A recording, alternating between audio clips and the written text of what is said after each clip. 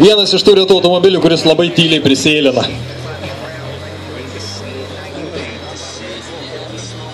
Ir vėlgi vienas gana retas atvejis, pakankamai nauja mašina. Vienas žodžio, litų yra. Atspėjau, ne, litų yra. Duok.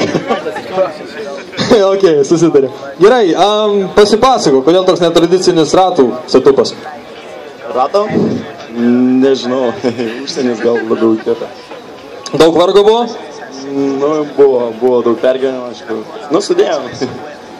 Aišku, adapteriai turbūt. Ok. Kas per pakabos setupas? Koilai sudėti, šanglų sudėti, rakų, jeigu neklysti. Tai va, adapteriai, nu, ratai. O... Kas šiaip, ta prasme, kas po kapotu? Čia tavo daily drive'as, kaip suprantu? Daily karas, 1.6, benzinas, nieko ypatingo kol kas. Nuo stoko sudėta visa OPC line apdaila, lipai, kažkas priekis GTC, vidurė stok, įrinkščio ratelės, spoileris OPC. Laukia salonas, žiūrėsime. Ir kokie konkrečiai planai su salonu? OPC surasti Dakaro. Kaip įsivaizduoju, bent jau Lietuvoje turbūt neįmanoma surasti tokių dalykų. Nu tai vat vieną pražiopsojau. Galvojau, atsiras dar, bet 2 metai kol kas ieškom. Tai jau iš viso 2 metai su šitą mašiną?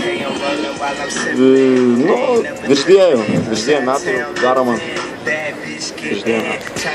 Gerai, labai šauniai atrodo, pablokim visi. Smagu matyti bombinamas ir naujas mašinas.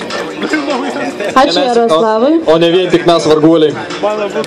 Laukiam Laurino su BMW E36 ir po jo ruošiasi atvažiuoti pas mus žmogus, kuris nežinau kokios jo proto galimybės, tai Hemi mes tavęs laukiam po šitą BMW. Su beveik baime, kad su tavim reiks šnekėti ir papulsiu, kokios tau geros temos yra. Nevažiuok taip toli, atvažiuok atgal. Tu žinai, kiek aš šiandien čia praeinu?